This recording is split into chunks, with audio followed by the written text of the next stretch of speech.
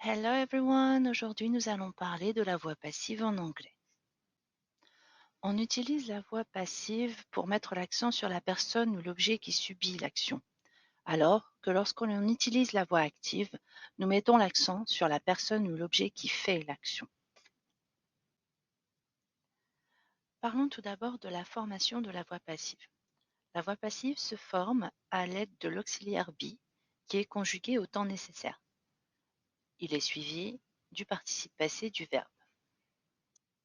Prenons quelques exemples. Tout d'abord, au présent. The job is done. Le sujet est the job, is be conjugué au présent simple et done le participe passé. Ici, nous sommes à la voix passive. Le sujet the job subit l'action. Le travail est fait. Prenons le même exemple au prétérit. The job was done.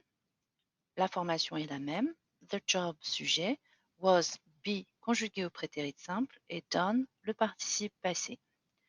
Ici, nous sommes à la voix passive au prétérit. Le sujet the job subit l'action. Il a été fait. Voyons maintenant le complément.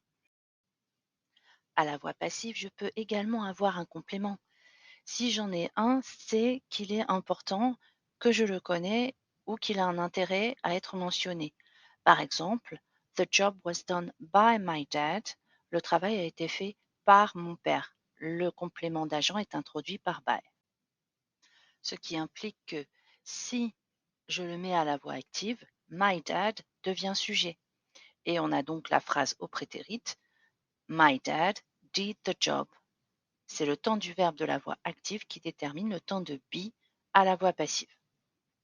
Voyons maintenant comment nous passons de la voix active à la voix passive.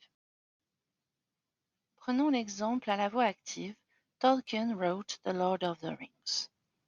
The Lord of the Rings, qui est complément à la voix active, va passer en position sujet à la voix passive, sujet qui subit l'action, suivi du verbe à la voix passive. Donc, comme nous avons wrote au prétérit, nous aurons be conjugué au prétérit, was, suivi du participe passé, donc was written. Et le sujet de la voix active vient se positionner en complément, by Tolkien. Les changements pour le passage de la voix active à la voix passive sont donc les suivants.